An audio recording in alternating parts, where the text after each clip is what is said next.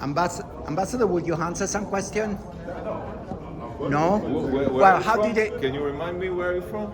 I'm from Italy and American. No, but, what outlet or channel you're working for? it doesn't make a difference. No, just for my general knowledge. No, yeah, I'm from La Voce di New York. There is an outlet here in New York.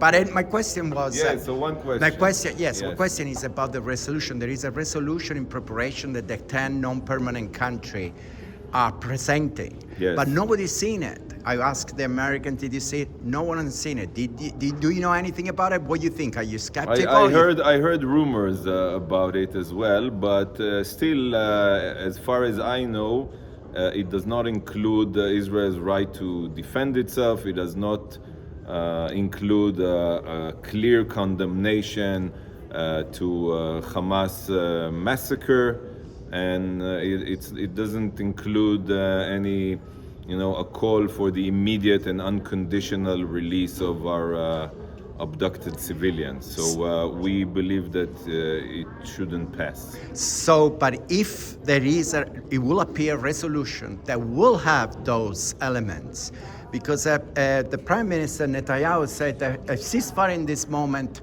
will just, favorite Hamas. I said it here. You probably exactly. Watched my speech. Yes, I did. So I explained several times that a ceasefire now means tying our hands and preventing us from defending ourselves, because the meaning of our self-defense is the eradication of Hamas. That's the only way. It's not a response for what happened. This is the only way to ensure that these atrocities will not happen again. There's no other way. If some of you know about any other way to prevent these atrocities from happening again, let us know. But a ceasefire is definitely not a solution. It will only freeze the current situation that we have a terror state on our border being controlled by an organization similar to ISIS, similar to the Nazis. Last question. Can Israel eliminate Hamas without killing thousands and thousands of Palestinians in Gaza? Can he do it? Of course. If the leaders of Hamas would turn themselves in, if they release immediately all of our prisoners, if they allow the citizens of Gaza to temporarily evacuate, exactly as we temporarily evacuated the Israeli people on our southern border and on our northern border, because Hezbollah is also indiscriminately now launching missiles at our cities. So for sure it can happen without civilian casualties, without collateral damage. But Hamas wants the opposite. Hamas wants to increase the number of civilian casualties in Gaza because they understand. So it's a trap. Because they understand. So it's a trap. Why Israel is falling in the trap? Who's falling? Why Israel, because it's going to kill thousands and thousands of people. We don't want to kill any civilians. We try to mitigate the collateral damage. But the sole responsibility for everything that is happening now in Gaza is only on the shoulders of Hamas. They are the one embedded their terrorist capabilities within and under terrorist civilian. With civilian urban areas and civilian facilities, so they are the one who bear the responsibility for civilian casualties. Ambassador, you talk about your grandfather. Your last thing, your grandfather. You talk about your grandfather. Yes.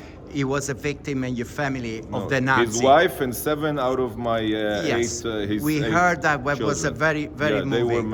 And you said that this situation now is like in the 40s, in the 30s and the 40s, yes. And we had to choose between, this council has to choose between being like Chamberlain or being like Churchill. Yes. Do you think that this council has the capacity to be Churchill, to fight Nazis? Some members have the capacity, some others don't have the capacity, but the Security Council and all UN bodies as a whole until now behave much more as Chamberlain rather than Churchill, and that's therefore I described that we're not facing only Hamas. It's may be more convenient for the Palestinian representative to present it as if it's Hamas against Israel and vice versa. No, it's not.